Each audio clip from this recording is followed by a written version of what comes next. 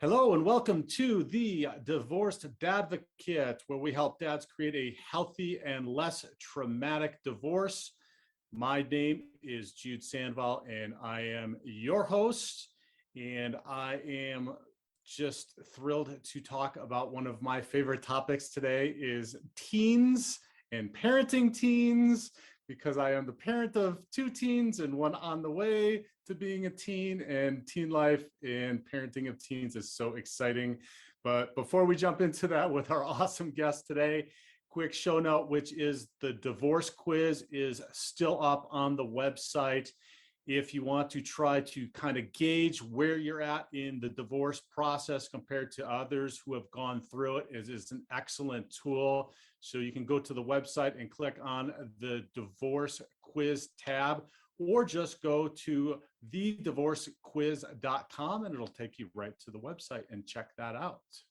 All right, my guest today is the founder of Parenting Teens That Struggle and the host of the #1 parenting podcast, Beyond Risk and Back, which is Mental Health News Radio Network's highest rated show internationally.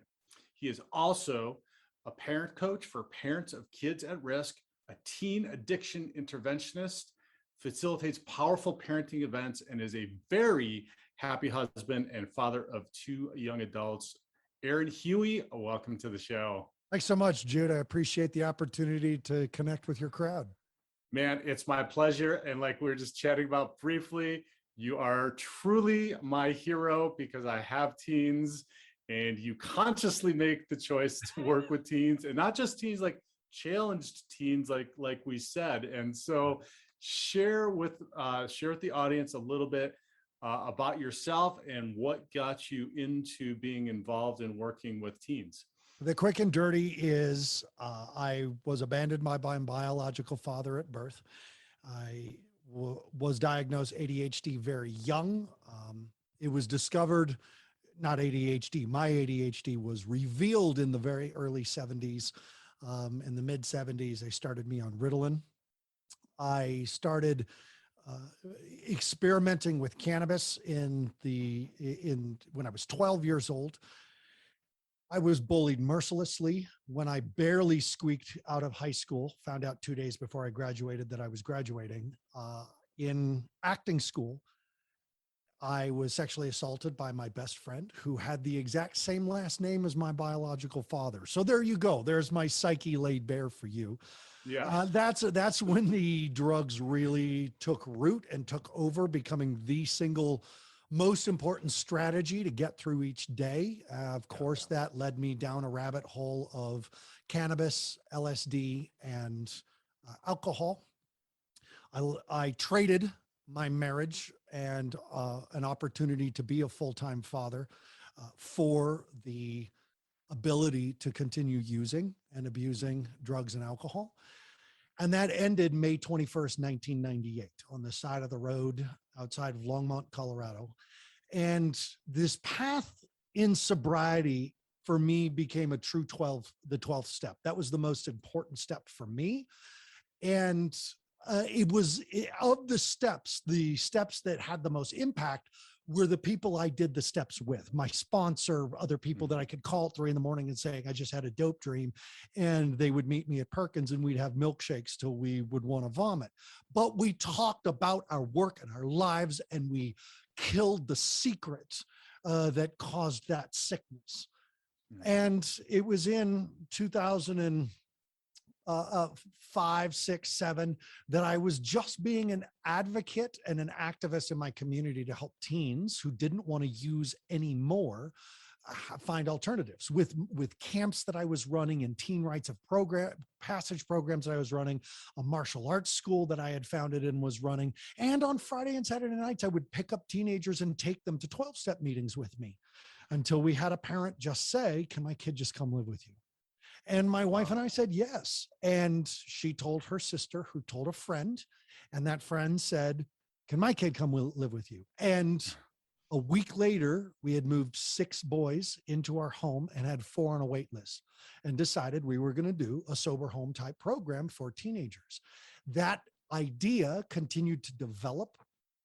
and process itself until we started working with insurance companies. We started, it just continued. It kept that more people needed help. And something we were doing was working really well, because in 2019, we won top 50 healthcare provider in the United States. And in 2020, we won top 100 innovator of healthcare in the United States. And we're literally 21 days ago at the top of our game with referrals. And we were the most successful treatment center in the United States. And my property insurance, because of the fires in Estes Park, Colorado, went from $20,000 to $470,000 a year. And I had to shut my program down. So I'm continuing to work with parents, because that, Jude, that's the biggest thing I got through working with families and then opening a treatment center that treated families, not kids. Kids aren't broken. Systems fail, and kids' behavior are results of systemic failure. Yeah. But as I turn back to look at just the devastation that I felt, I realized that we did good work with kids, but we did great work with parents. Yeah. And it was our work with parents that made us the most successful treatment center, because parents recovered. Even if their kids didn't, the family recovered. And those kids that struggled had to live the struggle in a family that had recovered and changed, and the kids ultimately caught up. And Absolutely. That was the foundation of our success. And so that will be the foundation of the next 52 years of my life, is how do I help parents whose teens are really struggling? Not my toddlers throwing chicken sticks on the ground. Right. My son stole the car and crashed it while he OD'd, and now he's in an acute unit on a suicide attempt. What do I do now? Right. Those are my families. Those are my parents. Well, I appreciate you so much laying bare and talking about your childhood and talking about those things that are adaptive behaviors that we bring into our adult life that then don't serve us. Because we talk a lot about that on the show. And many of the men that are going through the divorce are really looking for answers to why things are happening in the way that they're happening, why there's an end to their relationship. So a lot of the listeners out there are going, okay, what can I do? What did I bring to the table that was not helping me? So I really appreciate you identifying and not sugar coating any of that, because all of us have brought things that have failed, and we do that then also within our family unit, which impacts our kids. And so I guess my first question to you is, for me, it feels like even with all of the work that I do, that I've done on myself to try to lead my family, to create an environment, et cetera, it feels like it's a struggle every single day in trying to take back my home and help my teens, in creating an environment. What can parents do? What can the divorced or divorcing dads out there do, to help facilitate that? The answer that I have right away for families is to understand that the strongest nervous system wins. Right now, I didn't say best, I didn't say healthiest. I said strongest nervous system. Say, hey, time to go to bed, and your daughter calls you a name and says, I hate you, I wish I was at mom's house, or your son doesn't want to stop playing video games, and you take away the controller and they kick a hole in the wall and curse at you and stomp off and slam their door, and you're one of two places. You're either stunned into silence, you're reacting as your own ogre, your own lizard would react. You don't talk to me that way, I don't deserve this, I've worked hard. That's not a strong nervous system. Your child has the strongest nervous system, and the strongest nervous system wins. Now, that's why we hire lawyers in these situations, is because we call our lawyers when we're going through a divorce, and I've been through a divorce. We call a therapist. We're just like, then this happened, and then this happened, and I did this, but she did that. And the voice on the other side of the couch or across the desk is going, okay, all right, so we'll take that and we'll put this over here. And they have the strongest nervous system, which is why we begin to rely and follow their lead. Because if you were like, yeah, I totally had an affair, I blew my marriage, and your lawyer was like, you what? Oh my God, this is a mess. You've messed it. You wouldn't hire them. Right. So we're going to follow the strongest nervous system. So the first thing we do as parents to take our homes back, and I'm so glad you brought that up, because that's what I hear from every parent who calls. My 14-year-old wants the house. Well, that's because your 14-year-old has a stronger nervous system than you do, that they are more comfortable in the chaos than you are. Yeah. So embracing what is, truly embracing what is, where you look at what you've got going on as a recently single father, recently divorced dad, your kids are being told something over there that's not true. Maybe there's even your children are being kept from you, and on and on and on. You've got to embrace what is. You've got to really look at it. You can fall into denial or reaction. See, we've got two choices. We'll call this the lizard brain or the wizard brain. And there's a warrior brain and a jester brain and a bard brain that I have for parents, that I teach them these different parenting archetypes. But let's just do the wizard right now. The lizard in the ABCDE, A is automatic reaction. That is B, behaviorally based. That C, conditions and is conditioning. D, it digs the hole deeper. And E, it sets up expectations of others. So A, something happens and we automatically react. It's instantaneous. And B, it's a behavior. You're angry, you're scared, you're nervous, you're ashamed. And that automatic behavior is reinforcing the conditioning of what you're going through. Your child says, I hate you, and they're on TikTok too much. And you feel your heart rate go up. Your son goes to school. You're nervous all day that when the phone rings, it's going to be the principal because you know your kid's been smoking pot, and the phone rings and your heart rate goes up. That's an automatic reaction that is behaviorally based. And every time you react the same way, you are reconditioning the behavior. It's like a Grand Canyon. When the water flows downhill, it carves a path, like a neural pathway in your brain. And so it goes from point A to point B on the easiest route. Every time it does that, it reinforces the route. So when someone says, well, you just need to change your reaction, that's like saying you need to dig a ditch to the Grand Canyon and drain the water another way. It's going to take time, and it's going to take digging, and it's going to take practice. But it is conditioned. And every time you repeat it, it's conditioning. That digs the hole deeper, right? That's the Grand Canyon. That's the every time water Aaron, falls down.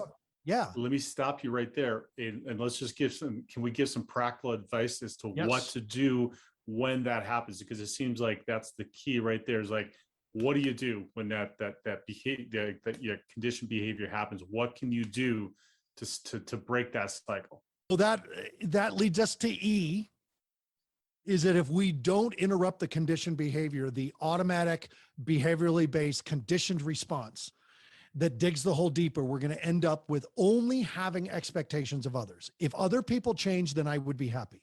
The moment we're there, we're at the bottom of the lizard brain. You've gone, the moment you say, if my ex would stop, then I could start. If only my kid would, then I could. The moment you're in an if then, you're dealing with setting expectations for your happiness, your family, on someone else. Right. So the opposing brain to that entire lizard brain is the wizard brain. And A is the first thing, awareness. And that's a pat answer. But here's the thing. If you aren't aware that you are caught in a habitual dance with your children or your ex, if you're not aware that it's happening, then you're going to do it and not know and end up with expectations. So the first is awareness. Oh, crap. I'm in the dance with my ex, my children, myself, my parents, my boss. And B is balance. You reestablish balance with what's going on in your body. That means, are you breathing? Are you drinking water? Are you sleeping okay? Have you eaten nutritious food? Have you moved your body? You have to have balance in your body. You have to rebalance. You want to have better reactions, then you have better self-care. Because a stressed, fatigued, angry parent will consequence through stress, fatigue, and anger. Right. So you've got to practice the self-care, and that's reestablishing the balance. C is connection before correction. You want to change your kids' behavior? Connect to them. Connect to the behavior. Connect to the reason. They're not making bad choices. They're making risky choices. But see, every choice we make has a cost and a payoff. If the cost outweighs the payoff, they'll stop making that choice. They're making that choice because they're getting something from it. What are they getting? Connect to that. Connect to your kid, breathe with them, sit with them, be present. D, then you decide what to do. After you have awareness, balance, and connection before correction, then decide what to do. And then E, evaluate your outcome. Did it work? I mean, really evaluate it. Well, I did something different, but it didn't work. Okay, why? Write it down. Process this. Take time with this. If it's not life and limb, you've got time.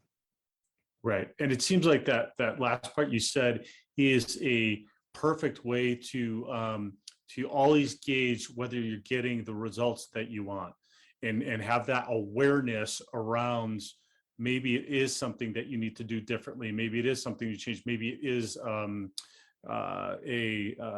dynamic that is unhealthy. So if you're not getting that result that you want, then start back at that A, right? You can always say, hey, I'm not getting the result that I want. Start at A. What's the awareness? Is it me? Am I reacting? Is it something? And then work through that. You know, the moment you're evaluating the results and you're going through what you did, that conversation with my daughter yesterday did not go as well as I hoped it would. What did I do wrong? Oh, you know what? When she said that thing, I totally got tense again. Yep, that one's on me. But see, that's your awareness. The moment you're doing that, your prefrontal cortex thinking. You are not in survival mode. You are thinking like a man. Right. You're in that wizard mode. Yeah. Yeah, wizard or lizard, you choose. Wizard or lizard. I like that. So you touched on teen choices and making bad choices and good choices. So let's talk a little more in depth about what we call quote unquote bad choices. Yeah, like, there's why no do such they thing. make bad choices? Okay. They don't. Tell me why. Yeah, because everything we do is an expression of need. Right? We have asked kids for 20 years. I have asked kids, why do you smoke? This generation of children has grown up with posters on their school walls that say, don't smoke. Yellow teeth, smelly clothes, and you'll die. It's cancer. It's gross. And everybody hates you. Right? It is this propaganda of not to smoke. Now, the truth is only 18% of teenagers who start smoke into adulthood. But how come an entire generation of don't smoke posters in the wall, and they start smoking in junior high school? So we ask the kids, why do you start smoke? And they say the same thing every single time. Well, I hang out with my friends. I get to take a break and I go outside. Jude, if you came to me and you're like, oh my God, Aaron, my daughters are just driving me around the bend, and this is happening at this, and I call with their mom and like this and this, I'd be like, okay, Jude, hang on. Here's what we need to do. Let's just take a break from this situation. All right, let's step outside. Let's get you into a support group with other dads. And let's add one more. I want you to start breathing deeply. Jude, I just described smoking. Now I also described hiking, but see, hiking takes time. Hiking takes energy. Smoking does not. And I get a benefit when I smoke from a nicotine buzz, right? I get a stimulation from it. So that's why kids smoke, because they get to take a break, go outside, hang out with their friends. They're breathing deep and they get nicotine stimulation. When I was high, I was happy. When I was sober, I was suicidal. But I had a lot of adults telling me I should be sober. I had a daughter. I was supposed to have a job. I was supposed to be a good, attentive husband and father. But the moment I stopped using, I was ready to die. Why? Because I was abandoned, because I was abused, because I was assaulted.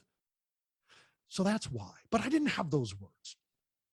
Everything we do facilitates our need. There are 5 basic human needs: safety, power, connection, freedom, and worth.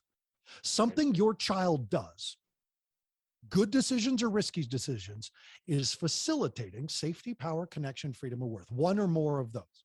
Why did I smoke pot? Because if I didn't, I would die. So there's my safety. Oh, and every weekend people came up and smoked pot with me. There's my connection. I became a drug dealer. There's my worth and power.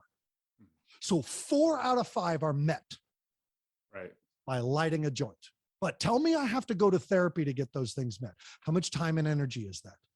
So everything we do facilitates a need. Is it a bad choice? No. In fact, it's unbelievably, what's the word I use? Resource. Adaptive. Yeah, it's Yeah. quick. Video Right. Right. games. Do you know how much the science behind video games and how it stimulates the brain, and the brain doesn't know the difference between what's happening in that video game and what happens in real life? Why do kids like Minecraft? Because it is a creative experience where they are facilitating geometric patterning, and their brain thinks they're doing it in real life. That's why. Like, Right. like that's why it's addictive. So okay. So then that was a lot to unpack. Yeah. Amazing. So then the important thing in what you're saying is when you're seeing a behavior, and this is what I hear you say, that connecting with them to try to understand those five things that they need, the five needs that, or one of those five needs, or all of those five needs that they're trying to find, is what you need to do first. Okay, so here's why you are the expert on the show, is because of what you said first. A lot of dads are going to take what I just said and be like, okay, so what I have to do is I have to meet those needs, or I've got to tell them that there's a healthier way to meet the needs. And what you said is connect. Right. See, what happens when I look at my kids sneaking out of the house at night is I say, which needs are being met? It doesn't matter. What matters is I am aware, I'm finding my balance, and I'm going to utilize connection before correction. Then I'm going to decide what to do. I am not going, what the, you can't, I don't begin, I didn't raise you, and this is not what I stand for.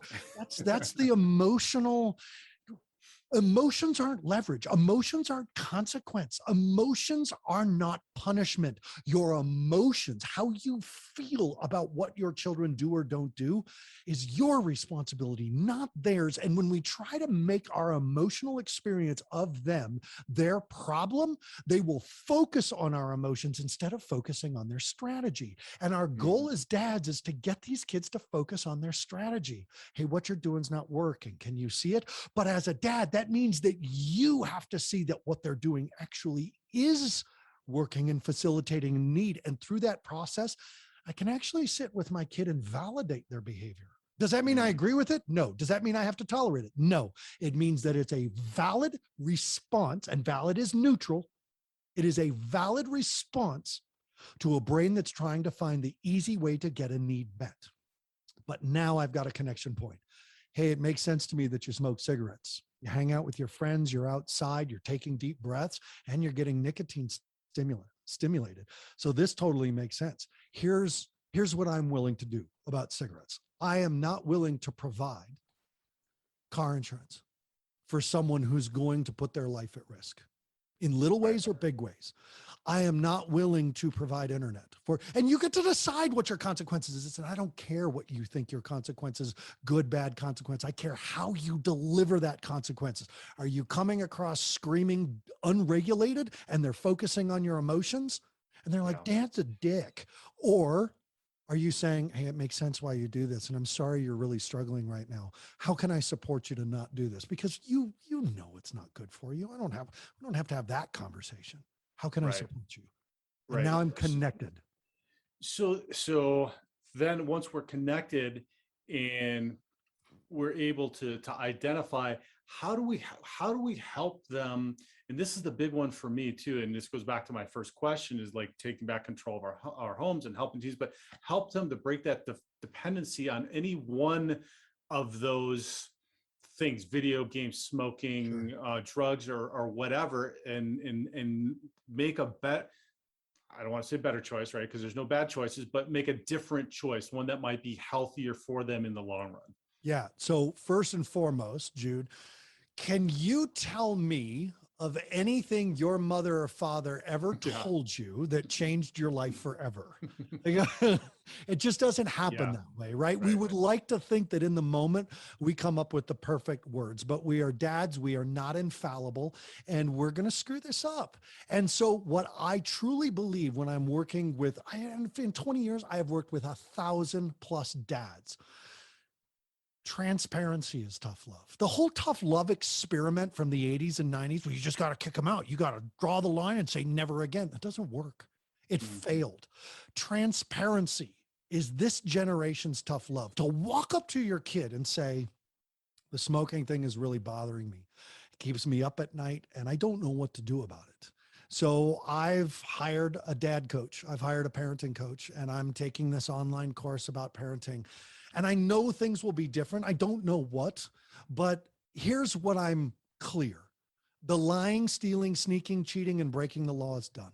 I don't know how to enforce that, kiddo, but I'm going to find out because I want us to have a healthy, healing, happy relationship. And none of that comes from lying, stealing, sneaking, cheating, or breaking the law. So there will be changes, but I'm going to change first. I love you. Now, I've led the way, I've set the example, and then I followed through. Because then 3 days later, when the kid, you find out that the kid is sexting or downloading porn or whatever, you say, so listen, I am not willing to provide internet access to people who use it to lie, steal, cheat, sneak, or break the law. So Right. internet will be provided after school with supervision for between this time, and then it will be off. And Right, that right. will go on as long as it needs to until I trust that there's no lying, stealing, sneaking, cheating, or breaking the law. And see, what I did is deliver a clear consequence with a clear boundary: no lying, stealing, Mhm. sneaking, cheating, or breaking the law. When those things stop, you can have full access to the internet. Freedom and responsibility are the same thing, but it's how I delivered it. I have dad. Do I take away the phone? Do I monitor the phone? Do I hack the phone? Do I copy the phone? I don't care. I care how you do it. When the kid goes, you have my phone cloned, we go, I do. I'm really scared and I didn't know what to do.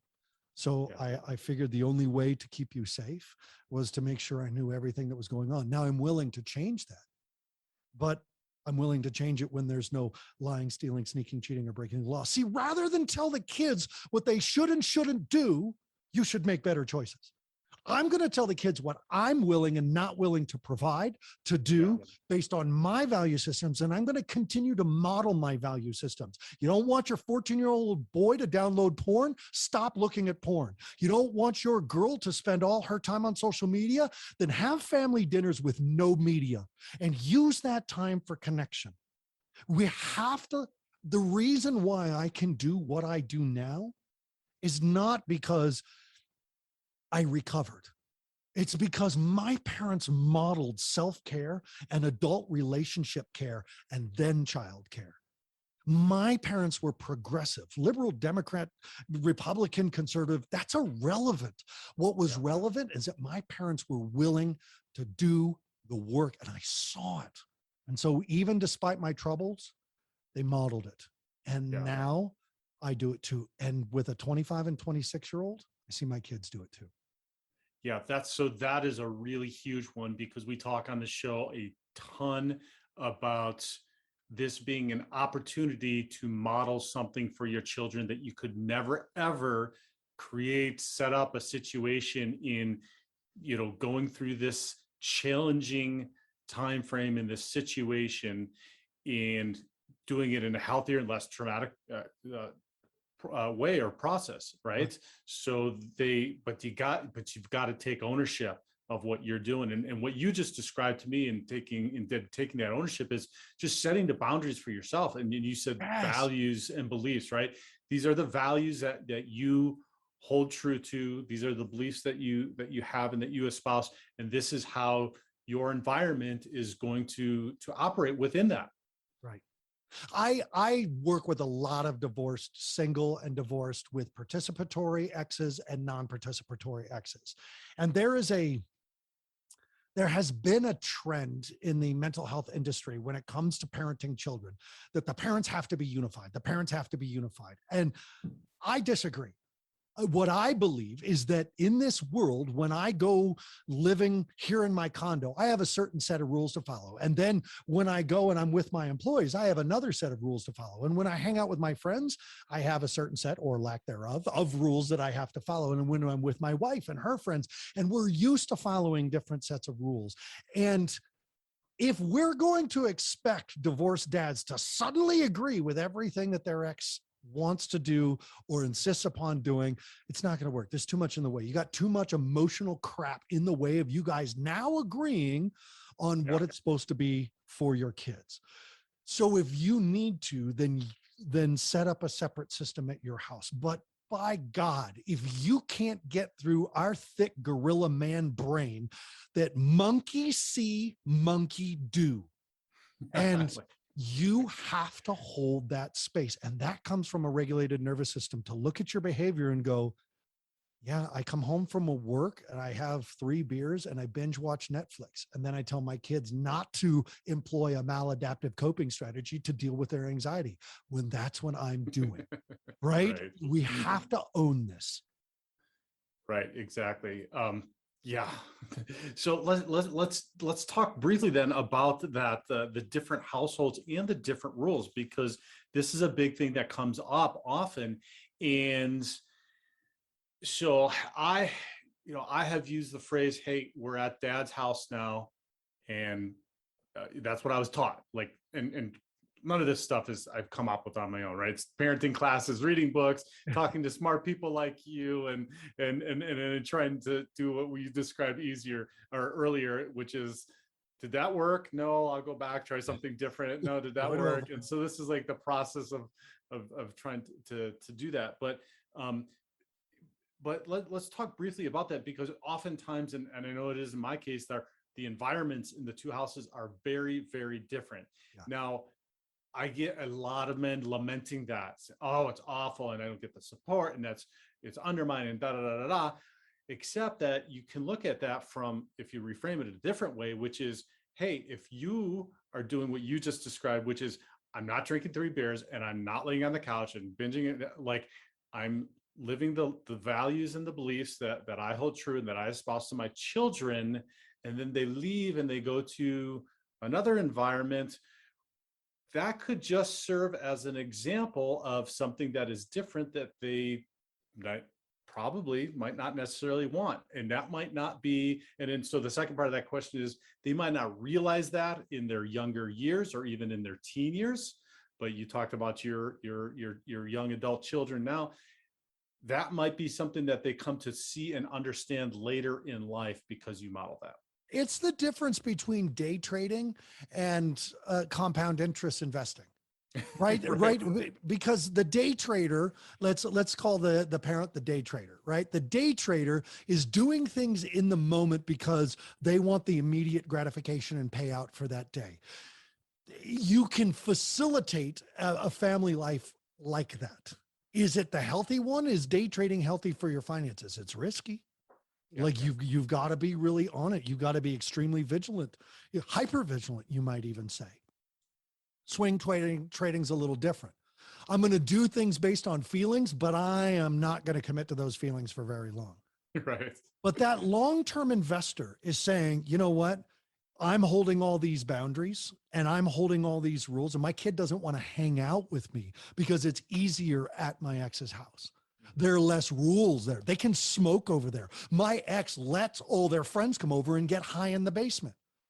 Well, you got to decide what the long-term investment of your strategy is, because the parent that the child is more afraid of losing will get the better treatment from the child. Yeah. The parent that is trustworthy, consistent, will get okay, that relationship's good. But I got to be over here because she's losing it. Like she's just not together. She's drinking a lot. She's doing this. The long-term investing is that, and I can say, as much as my kids hated how I lived life and how I was a parent and stuff, and they like some of this stuff, but they hated a majority of it. Yeah. I see them holding a version of the values that reflects mine. They're supposed to be our evolutionary step. You're supposed to provide a safe place for them to screw up royally and try again. Right. The truth of the matter is when they come and say, well, I don't have to do chores at mom's house, that A, that's probably not true. And B, that may be true. And so you acknowledge that. You say, yeah, that's mom's way. Whether I disagree with it or not, kiddo, is irrelevant, because here at my house, this is what we're going to do. And we do it as a family. And it's what I'm willing to do. If you would like access to the internet today, I'm willing to provide that when the bathroom's clean. Send me a picture holding up the Dove bar of soap. not the shampoo Right. bottle that I had you hold up last week, because I want to see that it was done this week. And Right. you get creative, you gamify the experience, you hold the line in a non-emotional place. I don't mean you don't have emotions. I mean, when it's time to hold the line, you do it like a video game does. No, that part of the map you can't go to, not yet. You can go there when you're 16, not when you're 14. Right, right. I love, yeah, and I love, and you make it sound so easy, Aaron. Right? It's like, Just remember, I have practiced this for 26 years with my own kids, but also with thousands of other people, kids. It's why I teach this stuff. I know it works. And it's why I always repeat this stuff. Anytime I'm a guest on a show, I'm like, here are the basics. Let your emotions be something you process with other men. You're right. Vent, bitch. Exactly. Do that. But then when you get home, you're on, baby. And when that on means you have a regulated nervous system, you are not an aggressive, angry, divorced, bitter. You are a father. And what that father's job is to do is to love, to judge, to hold true to a value system. Judgment is just part of our nature. To compartmentalize when it's healthy, and to fight for your child's life to the death if need be. These are things, and that means you create a home environment that this child can screw up and make the worst mistake possible and go, Dad, I have to tell you something, because I will tell you what.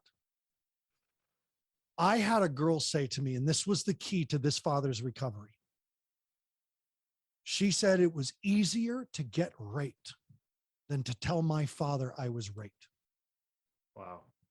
And when the dad heard that, this is a career military man who was in counterterrorism, and he was a teacher at a high school, and he could see and from all these things, and his level of crush when he heard his daughter say that, he was like, I'm willing to change everything for this girl. And she knows it. And that's why they're better now, is because he changed everything. He was protective. He was fiercely loving. He was. But what he wasn't was the thing he was willing to change. And if your value system holds space for you to become something better than you are, then do that. That's what makes us men and fathers, is saying, I could be better, and then doing it and writing that letter of damaging admission to our children and sitting them down and saying, brutal honesty here. I've written a list of things I've screwed up on. And the reason why I'm telling you is because I'm not going to do this anymore. I'm going to improve. I'm going to do my work. I'm going into dad recovery. Yeah. And I just want you to know there will be changes, but it's because I need to change. And so things will be different. And I'm sorry if it frustrates you, but you can tell me anything and I'll be there without emotion, because I used to always yell, and I'm going to stop yelling. And whatever it is, but make the damaging admission and make the change. Right. And what I'm hearing you say a lot of the time is what I would describe as authenticity. Transparency. I want to say something about authenticity. Yeah, because if you're a dad that says, I'm this and I'm this and I'm this, and you're really not, that's also your authenticity. You are authentically not a person you say you are. But transparency is when, that's why I say transparency is the new tough love. To tell your kids, I don't know what I'm doing. I've never been a divorced dad of 3 kids before, ever. Today is the first day that it's been Tuesday in 2022 of me being a divorced dad with 3 kids. Never done it before, making it up as I go. And I'm not willing for there to be lying, stealing, sneaking, cheating, and breaking the law and provide all these things. So all these things being provided, and you get to decide what they are: the phone, the access to the internet, the whatever, the car insurance. You get to decide what you're willing and not willing to do. Right. But once you decide, if it's wrong and you do an evaluation and go, that's me being over, then be transparent. Be like, you know what? I screwed that one up. Can I have a redo? Mm-hmm. Because when your kid F's up and comes home and says, Dad, can I have a redo? You're connected. And that's what we want. Yeah. And you touched on something else too, a couple of times also, is the practice. Like, we've never done this before, right? So we've never been a father period. We've never been a father of teens. We've never been a father of three. Like, find the help that you need, find the education that you need, find a coach like you or somebody else, a parenting coach that can help you through this, find the resources that you need, and then practice. We call that the 99 and 1. And in my online parenting course, I talk about this because it has been proven by the military, where men have been attending, that what you practice 99% of the time is what you will do that 1% of the time. You've got to do something right now without thinking. And when you catch your kid sneaking back in and they smell like smoke and alcohol, you are going to do in that moment what you have practiced 99 times in other moments. So your consistency is part of being a dad, is being consistent in your delivery, and so expect that if you have a history because your marriage wasn't working out the way you thought it was, and you guys were not unified on how to parent the kids together, and you were yelling too much and compartmentalizing too much and escaping to your work. And in that way, dads, and I need you to hear this, that's how dads enable behavior. They vanish. Yeah. They vanish into their work, or they vanish into themselves. They don't connect. Yes, I know. I'm a Gen Xer. I'm 52 years old. We were never taught how to blah, blah, blah. Too bad. Get over it, move on, and figure it out. Because this generation of children needs our hearts. Strong back, open heart. That's what these kids need from us as dads. And when we practice that in all things, remaining open to love and open to connection, despite our discomfort with it, despite the fact we're like, I don't know how to do this. This girl is crying in my lap and saying she's got blood stains on her white pants at school today. I don't know what it's like to have a period. Like, I need to go to work. Like, you can't, in that moment, you can say, I don't know what to say. So I'm just going to be here and hold you. Is that okay? And just be fucking transparent with who you are and what you're going through. Yeah, that's beautiful. You don't have to pretend, right? Oh, they don't want you to pretend. They do you want you to want be your you. kids to pretend? Do you want them to fake it and make it up and lie? Then stop doing that. Be brutally honest with what you're going through as a divorced dad. It sucks. It's hard. I've been there. I remember my ex coming over with my daughter one time, and she goes, Maya said you slapped her hands the other day. And I just want you to hear me say, you're a big guy and she's a tiny little girl. And that was very scary for her. And I was like, yeah. Did she tell you the part where she was digging into the toaster with a knife? Smacked her hands by smacking the knife out of her hand before she killed herself. And my ex-wife was like, no. I was like, then get the out of it. And my daughter told me many years later that she controlled the narrative. As a little 4-year-old girl, she controlled the narrative. The triangulation is going to happen. You keep that heart open. You keep those emotions in check, and you keep your support team on standby. Right. Well, that's good.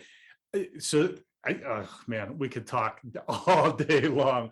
But the last thing I want to talk about is, and the last question I have for you is, I get so many men, and this was also my case in having so much shame and guilt around the ending of the relationship and the family environment. And for me, it was not providing the family life that I had always envisioned and dreamed of with my children.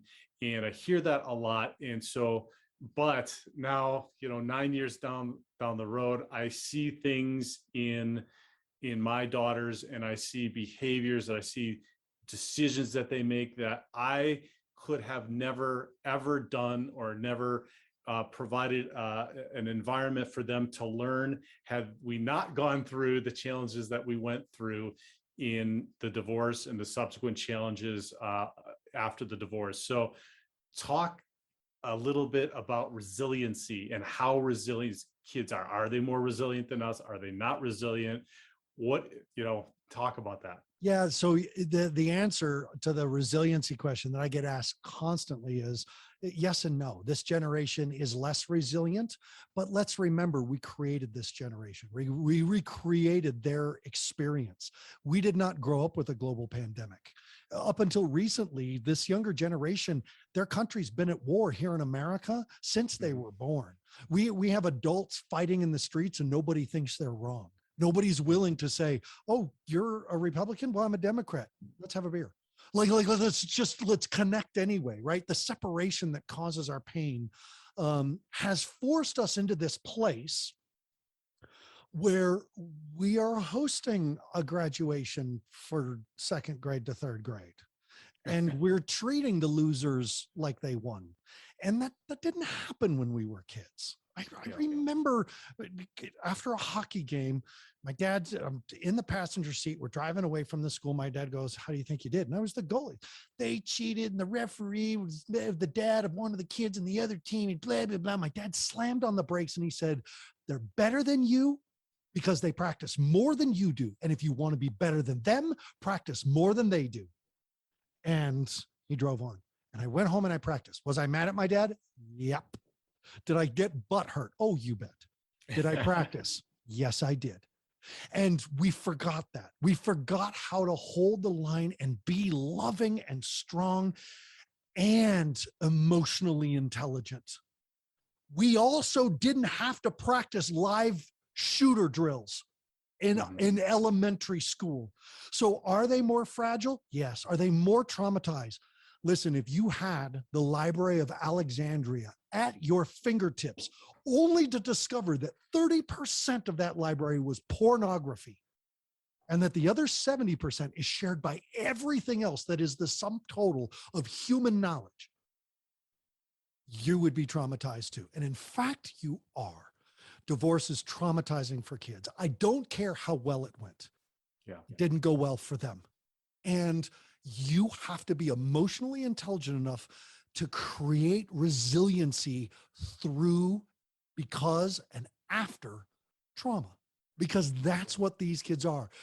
The images they see is violent and it's affecting their brains. The violence they're exposed to is affecting their brains. The sexuality that they're exposed to, all the sex and the violence and the images that they see has changed in the last 20 years. You know what hasn't changed? Human development. And our bodies are designed to experience things at certain points of life. And these kids are experiencing it way too early. What would it be like if you grew up in your elementary school? It says you got to recycle or this planet's going to die. Yeah. you don't get to have that experience and feel a sense of permanency. Why are 25% of 13 to 17-year-old kids dealing with clinical anxiety? Maybe because we're in a global pandemic where people have been told that people you love, people you know, if you touch them or breathe near them, you could die. Yeah. And if we take away safety, we go into survival mode, and everybody in the world has had safety affected. So emotionally intelligent, if you are not, you need to become it. Well, I wasn't raised. Don't care. Not an excuse. You've got to do the emotional intelligence work to understand how to create resiliency after trauma. And that's an involved process.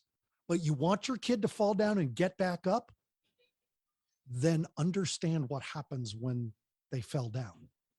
And divorce is a crash and burn for a child's experience of permanency. Yeah.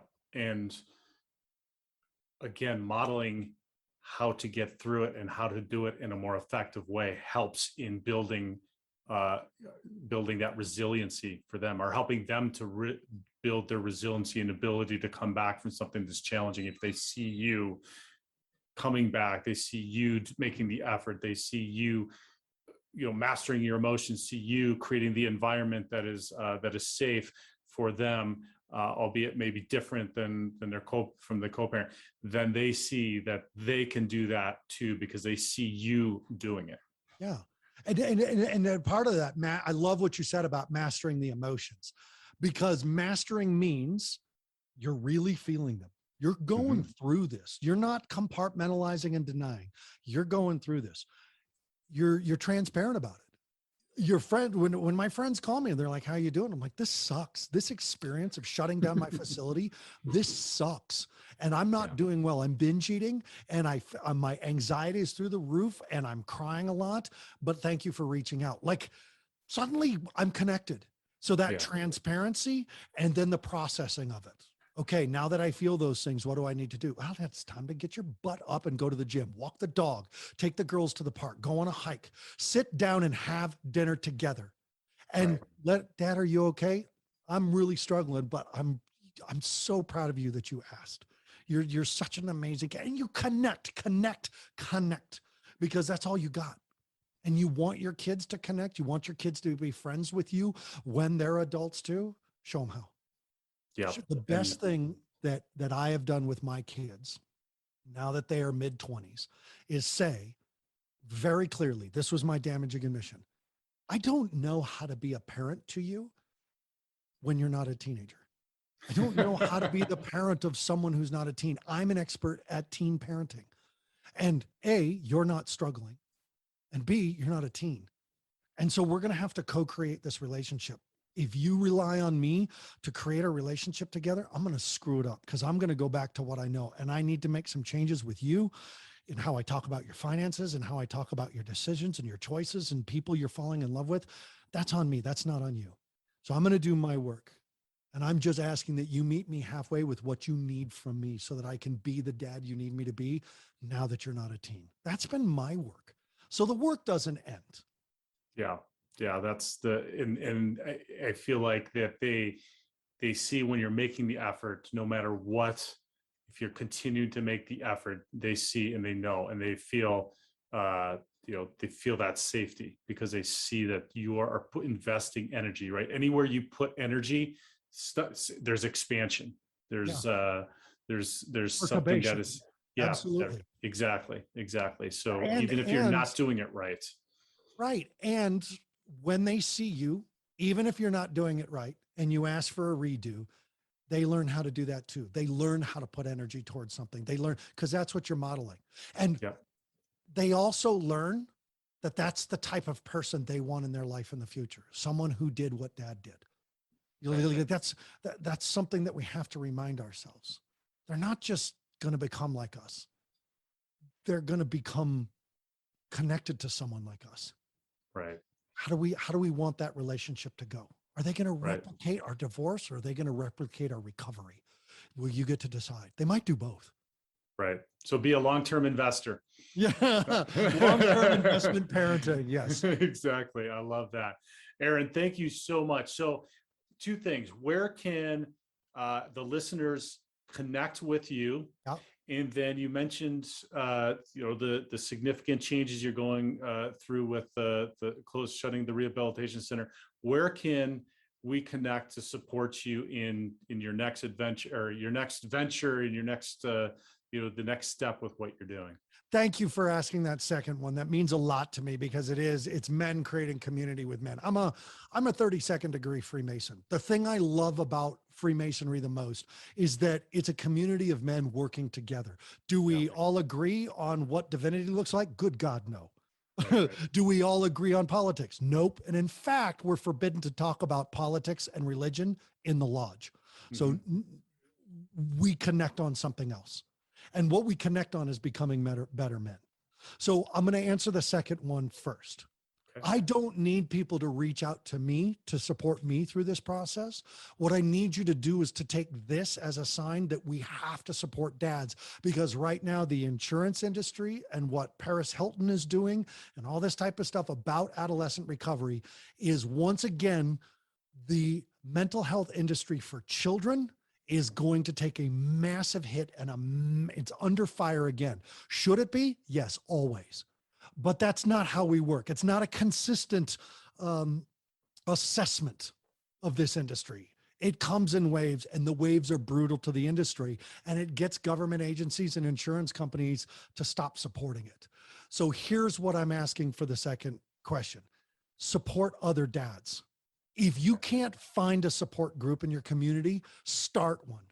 and get together and vent this stuff, talk about this stuff. Find someone who goes, hey, I found this book, and do a effing book club like women do and read a book.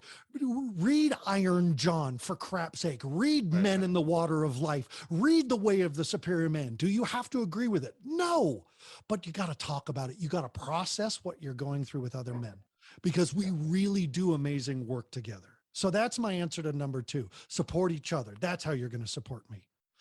So here's 2 free places and 1 paid place that people can find me. Number 1, my podcast is called Beyond Risk and Back. And this is where I just get the experts to talk about teenage development, mental health, behavioral health, and addiction and recovery. And it's just where we get people to help parents help their kids. So Beyond Risk and Back, you can find it anywhere. The second free place is I have a free Facebook group, and I know Facebook is about to change its name. It's like there's a big, it's going to change its name. Don't know what it's called tomorrow, but today it's still Facebook. It's called Parenting Teens That Struggle. And I have 1,600 parents there, moms and dads, who support each other, who ask tough questions, and everybody there are going through hell with their kids. Come get loved up. Come get supported by them. Now, if you are interested in doing some work with me, you can do it at your own pace on a self-paced parenting masterclass that I have out on brabapp.com, BRABAPP.com. It is a 56-course parenting masterclass, from the red, the full stop, my kid's in full crisis, to the yellow, warning light, my kid's at risk. These are risky choices. They're doing okay. We're still talking, but I don't like the way it's going. To the green. Hey, my kid does okay. My kid does good. This kid could change the world. How do I change my parenting to help them change the world? So it's the full course. And right now it's $37. And I'm not, if it goes up, it's going up to 100, but I want everybody to have access to this. I've been part of an industry that has been set aside for people with good insurance, and then you got to fight your insurance to pay for it, or you got to have money. And that's not okay. Every parent needs the help. Every parent needs the love and support.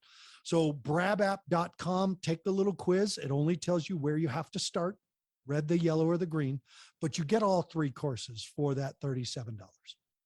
That's fantastic. So we will include links to all of those in the show notes below. And I want to do something. I want to give away one of those master classes.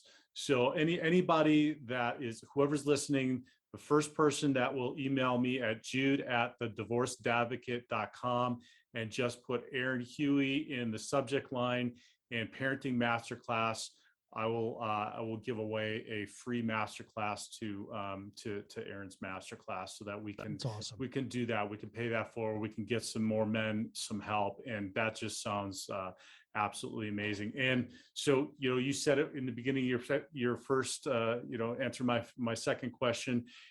If you found value in what we talked about today, please share this as much as possible with anybody.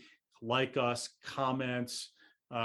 Do whatever you can to cultivate this to more dads, because the more dads that we get this out to, the more men that we talk to, the more we're going to help each other, help our kids, and really on the bigger scale is create a better world out there. So Aaron Huey, I sincerely appreciate all of the knowledge and all that you shared with us today. It was absolutely amazing. Thanks, Jude. Keep doing the Dadvocate, because man, do dads need support. Amen.